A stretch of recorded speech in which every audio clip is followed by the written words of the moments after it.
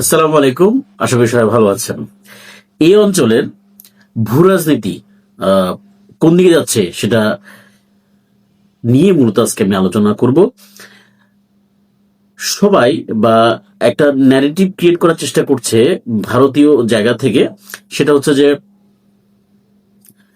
America এই অঞ্চলকে কুক্ষিগত করতে যাচ্ছে বা এই অঞ্চলকে আহ, দখল করতে যাচ্ছে, সেন্ট মার্টিন দখল করতে যাচ্ছে। কিন্তু বিষয়টা কি সেটা একটু গভীর। আসুন আজকে এই বিষয় নিয়ে কথা বলি।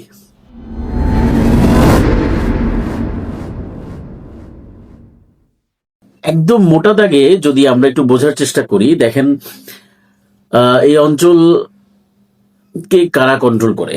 এই অঞ্চলকে আমরা আজকে 16 বছর, যদি আমি 54 বছর ধরি, ভারতের যে কন্ট্রোল পাকিস্তানের কাছ থেকে, বা পাকিস্তানকে দ্বিখণ্ড করে, খণ্ড করে আরেকটি দেশ প্রতিষ্ঠা করা, এটা কিন্তু বলা হয় যে ভারতীয় সামরিক অথবা ভারতীয় গোয়েন্দা সংস্থার সবচেয়ে বড় সফলতা এই আহ, উপমহাদেশে। তো সেই জায়গা থেকে এটা কিন্তু তাদের ভাষ্য যে তারা বাংলাদেশকে আলাদা করেছে, আলাদা করে একটা রাষ্ট্র কায়েম করেছে এবং সেটার জন্য তারা খুব উচ্ছ্বসিত। এবং সেই জায়গা থেকে বলা যায় যে ভারতীয় অঞ্চলে খুব শক্তি প্রদর্শন করেছে। এবং ভারত পাকিস্তানের যতগুলো যুদ্ধ হয়েছে আসলে প্রত্যক্ষ পরোক্ষভাবে বলা যায় যে ভারতের একটি জয়ের জায়গাগুলো বেশি ছিল। কিন্তু আমরা যদি একটু বোঝার চেষ্টা করি, এই অঞ্চলে একটি বড় ধরনের বিষয় ঘটানোর যে প্রক্রিয়া বা যে সময়টা যে নিয়েছে, আমরা কিন্তু দেখছি সে সাইলেন্টলি এগিয়ে গেছে। আমি সেই নামটা বলবো চীন। মূলত এই অঞ্চলে সবচেয়ে বড় যে কাজ করছে চীন, এই পুরো অঞ্চলকে তাদের বেল্টে নিয়ে আসার যে চেষ্টা অব্যাহত রেখেছে এবং খুব নিপুণভাবে ভারতীয় গোয়েন্দা সংস্থা অথবা ভারতীয় যে ন্যারেটিভ যে আমেরিকা বাংলাদেশে ক্ষমতা ফেলে দিয়েছে কার, শেখ হাসিনার। আসলে বিষয়টা পুরোপুরি একদম ভণ্ডামি। কেন আমি বলি এটাকে, যদি বলা যায় বাংলাদেশের মধ্যে এক ধরনের ভয়ভীতি বা আমেরিকার যে একটা চিন্তা যে আমেরিকা যে দেশকে ফেলে দেয়, যে দেশের সরকার ফেলে দেয়, ওই দেশ একদম সর্বনাশ হয়ে যাবে। এবং তাদের মিডিয়া থেকে শুরু করে সবাইকে বলতে শোনা যায় যে বাংলাদেশ শেষ করে দিয়েছে, বিশৃঙ্খল করে দিয়েছে। সবচাইতে মজার বিষয় হচ্ছে যে বাংলাদেশের ইতিহাসে সবচেয়ে বেশি যে শক্তিশালী স্টেপ ভারতের বিরুদ্ধে নেওয়া হয়েছে সেটা হচ্ছে তাদের সবচেয়ে বড় মাথা ব্যথার কারণ। কারণ আপনি দেখেন 54 বছরে কখনো ভারতের চোখের দিকে তাকিয়ে বাংলাদেশের কোন সরকার কথা বলেনি। এই প্রথম কোন সরকার অস্ত্র কেনা থেকে শুরু করে প্রত্যেকটা বিষয় তাদের নিজস্ব চিন্তা এবং নিজস্ব ব্রেন খাটিয়ে এবং কূটনীতিকভাবে যে যতগুলো জবাব দেওয়া তারা সেই জবাবগুলো তারা দিয়েছে। তো সেই জায়গা থেকে বলা যায় যে একটি প্রোগ্রেসিভ এবং খুবই আত্মনির্ভরশীল একটি সরকার আমরা দেখেছি। আমি এটাও বিশ্বাস করি আগামী যে সরকার আসবে বা ভবিষ্যতে যে সরকার আসবে বাংলাদেশে, এই ধরনের ডক্টর ইউনূসের মতো সরকার আর হবে না। আমি ডক্টর ইউনূসের সবগুলো কাজকে প্রশংসা করবো, বিষয়টা এমন নয়। তার যে কাজগুলো আসলে মনে হয় যে সত্যিকার অর্থে বাংলাদেশকে মাথা তুলে দাঁড়াবার মতো জায়গা তৈরি করেছে। একদম রিসেন্টলি আমি যদি বলি যে মুস্তাফিজের যে ইস্যুটা নেওয়ার পরে বাংলাদেশ যে তড়িৎ যে সিদ্ধান্ত নিয়েছে, এটা যদি হাসিনা রিজিম থাকতো কখনোই এই ধরনের ঘটনা তারা করার মতো সাহসই করতো না, এটা তো চিন্তাই করতে পারতো না। সে জায়গায় বাংলাদেশ থেকে এই ধরনের একটা শক্তিশালী স্টেপ নেওয়া হয়েছে এবং চোখে চোখ রেখে কথা বলা এবং নিজের মর্যাদা অর্জনের যে জায়গাটা, সেই জায়গাটা কিন্তু তৈরি করেছে। তাদের সমস্ত গোড়ামি খামখেয়ালি সমস্ত কিছু ভেঙে দেওয়া হয়েছে। তো সেই জায়গা থেকে বলা যায় যে বাংলাদেশ এত পাওয়ার কোথা থেকে পাচ্ছে এবং ন্যারেটিভ ক্রিয়েট করে দেওয়া হচ্ছে বুঝি আমেরিকা এই জায়গাটাকে দখল করে নিয়েছে বা এই বিষয়ে ব্লা ব্লা ব্লা। এখন খুব রিসেন্টলি ঘটে যাওয়া যে ভেনিজুয়েলার যে ঘটনাটা, যে প্রেসিডেন্টকে নিয়ে এসে ওদের যে মাচোদোকে আবার ক্ষমতায় নিয়ে আসতে পারে, কারণ হচ্ছে যে তাকেও নোবেল দেওয়া হয়েছে। পুরো বিষয়টাকে রিলেট তারা করছে যে নোবেল লয়ের দিকে দিয়ে এই ধরনের কর্মকাণ্ড নিজের লোক বসায়। তো এই জিনিসটা বোঝানোর চেষ্টা করছে। সবচেয়ে আমি তার সাথে একটা রিলেট করার চেষ্টা করি, সেটা দেখেন আমেরিকা সিএর একটা রিপোর্ট এসছে যে এই অঞ্চলে চায়না খুব বড় একটি সামরিক জোট করার দিকে অনেক দূরে এগিয়ে গেছে। যদি আমি একদম বলি, পাকিস্তানকে নিয়ে চায়নার খুব ভালো একটা জোট বলা যায় যে তৈরি করেছে।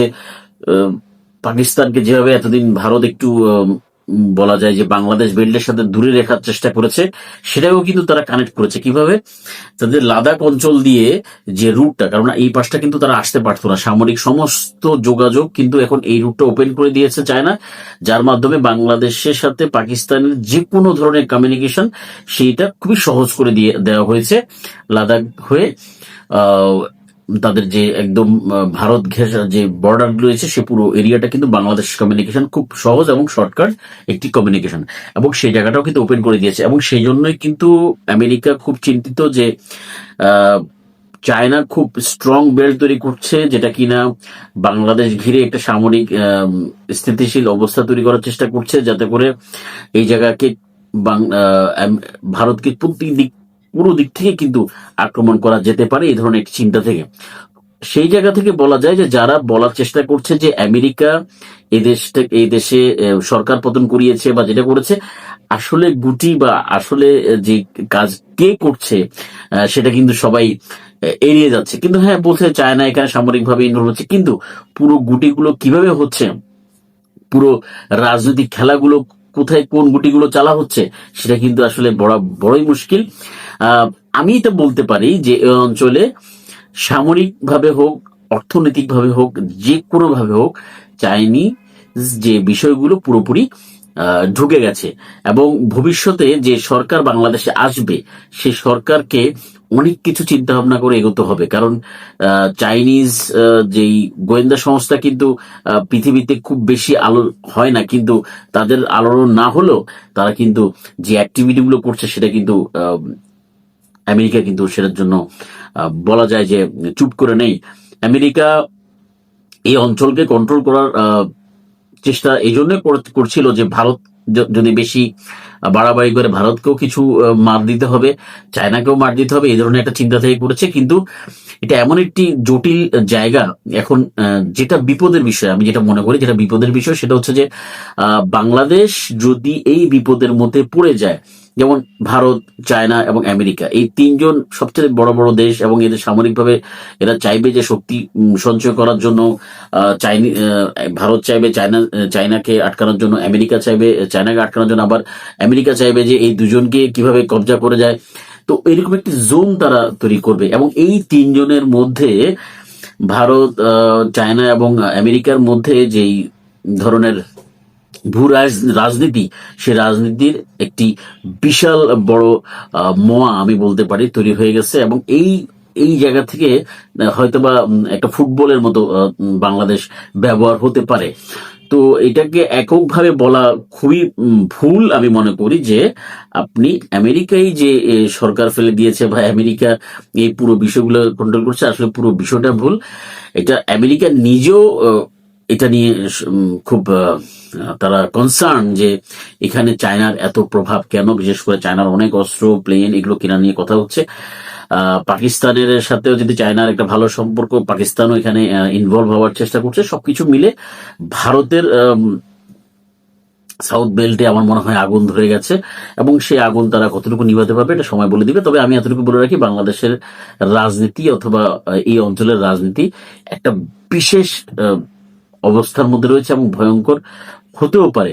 এবং সেই ভয়ঙ্কর হওয়াটা বা সেই চেঞ্জটা কি হচ্ছে, সেটা আসলে সময় বলে দিবে। কারণ এখানে অনেক বড় বড় খেলোয়াড়রা খেলছে, প্রতিনিয়ত খেলছে, এবং একটি ভীত জাতি ভারত, সেই ভারত ভীত জাতি ভীত হয়ে অনেক কিছু করছে। তো সেটা দেখার বিষয় যে কি হবে। আসলে এখানে আসলে খেলোয়াড় একজন নয়, অনেকেই খেলছে। ভালো থাকবেন, সুস্থ থাকবেন। আসসালামু আলাইকুম।